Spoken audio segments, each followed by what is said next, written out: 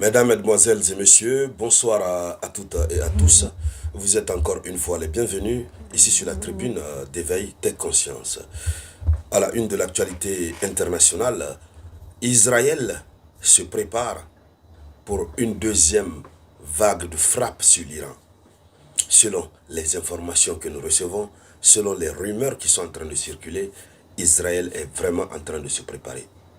Déjà, le cessez-le-feu qu'ils ont imposé unilatéralement, apparemment selon les informations que nous recevons, c'était pour permettre à Israël de reconstruire son stock de missiles. Oui, puisque avec cette allure, Israël ne pouvait pas tenir.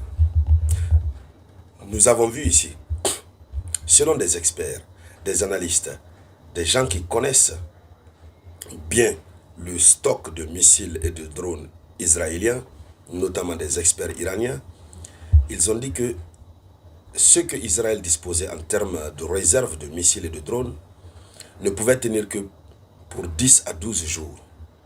Or, l'Iran en dispose jusqu'à pour 6 mois. Donc, Israël n'avait plus de stock. Et si ça continuait ainsi, la honte allait être très grande. L'Iran allait infliger plus qu'une paire de gifles à Israël. Alors, selon les rumeurs, c'est à cause de ça qu'ils ont décrété le cessez-le-feu unilatéral. Mais Israël n'est pas prêt à abandonner. Israël, soutenu par les États-Unis d'Amérique, avec d'autres alliés occidentaux, qui ont compris que l'Iran les a trompés, qui ont compris, et le monde entier a compris que la frappe dont il est question sur les installations nucléaires iraniennes, les frappes, ça n'a pas réussi, ça n'a rien donné. Ça n'a rien donné.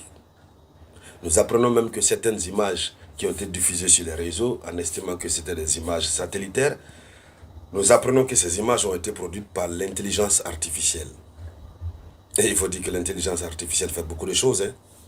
Actuellement même, on a la difficulté de faire la distinction entre ce qui est réel, ce qui est humain et ce qui provient de l'intelligence artificielle. Alors, Israël, désolé, et l'Amérique seraient en train de se préparer, mais fortement. Qu'est-ce qui prouve cette préparation? Et quelles peuvent être les implications?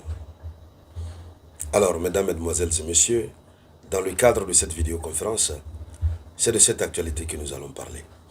Mais comme d'habitude, avant de poursuivre notre communication, je vous demande humblement de partager la vidéoconférence. Il faut la partager au maximum. Mettez beaucoup de j'aime, beaucoup de likes. Et si c'est votre première fois de tomber sur ma vidéoconférence, merci de vous abonner. Abonnez-vous, cela vous permet de ne plus rater nos vidéoconférences. Alors, allons-y dans les profondeurs.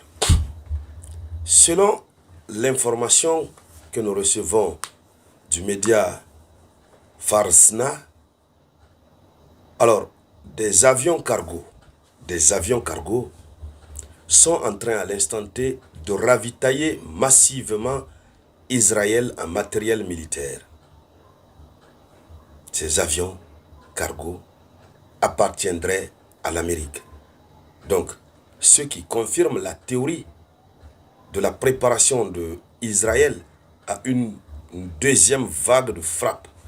Et là, cette fois-ci, ça ne sera pas 12 jours. Si, dans le premier cas, Israël n'était pas prêt, eux, ils voulaient juste dissuader, mais cette fois-ci, ils se préparent, mais très bien. Alors, après les récentes frappes iraniennes ayant endommagé les infrastructures stratégiques à Tel Aviv et à Haïfa, Israël intensifie ses importations d'armements en provenance des pays occidentaux, principalement des États-Unis d'Amérique. Ils les ont frappés. L'Iran les a frappés. L'Iran les a mis à genoux. Tel Aviv ne veut pas tolérer ça, ils ne veulent pas pardonner ça. Ils prennent ça comme une insulte. Ils prennent ça comme étant le fait d'avoir eu à rabaisser Israël. Et le pire, c'est que sur plusieurs plateaux de plusieurs médias aujourd'hui, tout le monde dit que Israël n'a pas une armée, puisque l'armée israélienne dépend fortement de l'armée américaine et du soutien américain. Donc Israël veut démontrer sa puissance. Parce que là, le premier round qui est passé là, Israël a été agenouillé. Israël a été... Non. Donc il faut relever la tête. Alors, nous apprenons donc, selon les observateurs, ces livraisons massives pourraient annoncer une escalade du conflit. Le gouvernement israélien prépare une riposte élargie. Ils veulent riposter, une riposte élargie. Je vous dis, la cité industrielle de Haïfa a été mise à terre, carrément. La raffinerie de pétrole, ça a sauté. Le port, une bonne partie du port, a été envoyé au repos éternel. Oui, sans compter l'Institut Weizmann, ce centre de recherche, ce laboratoire très ancien qui contient plusieurs résultats de recherches scientifiques pour le développement de l'industrie militaire israélien. L'Iran avait envoyé ça au repos éternel. Même l'hôpital ancien de Soroka, ils ont envoyé l'hôpital au repos éternel en estimant que c'était une base militaire aux environs qu'ils visaient et que c'était l'onde de choc qui avait touché l'hôpital. Donc, Israël n'est pas prêt à supporter cette défaite.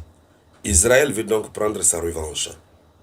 Et comment est-ce qu'Israël va procéder à sa revanche? Israël va procéder à une revanche élargie. Une riposte forte, mais élargie. Ça veut dire cette fois-ci, ça ne va pas se limiter à Téhéran. D'autres villes seront visées. Alors, selon l'information officielle toujours, les États-Unis d'Amérique et plusieurs alliés européens maintiennent leur soutien logistique à Tel Aviv. Donc ils vont continuer à armer et réarmer Tel Aviv comme ils l'ont fait pour l'Ukraine. Malheureusement, nous avons vu ce que l'Ukraine a enduré et continue d'endurer. Et donc, c'est la même chose qu'ils veulent faire pour Israël. Alors, nous apprenons qu'ils continuent de maintenir leur soutien logistique à Tel Aviv, malgré les critiques internationales sur l'impact humanitaire du conflit à Gaza. Alors donc, aider Israël, c'est l'aider à bombarder l'Iran, c'est l'aider à bombarder Gaza, la Syrie, le Liban, etc., etc. Donc, voici, mesdames, mesdemoiselles et messieurs, la situation en face de laquelle le monde se retrouve. On prie Dieu que cet nouvel épisode n'arrive pas, mais tout porte à croire que ça aura lieu bientôt. Et donc, mesdames, mesdemoiselles et messieurs, c'était ça la une de l'actualité internationale. Merci donc de la partager au maximum. Je vous reviens tout à l'heure avec de nouvelles actualités. C'était la voix de votre unique samouraï.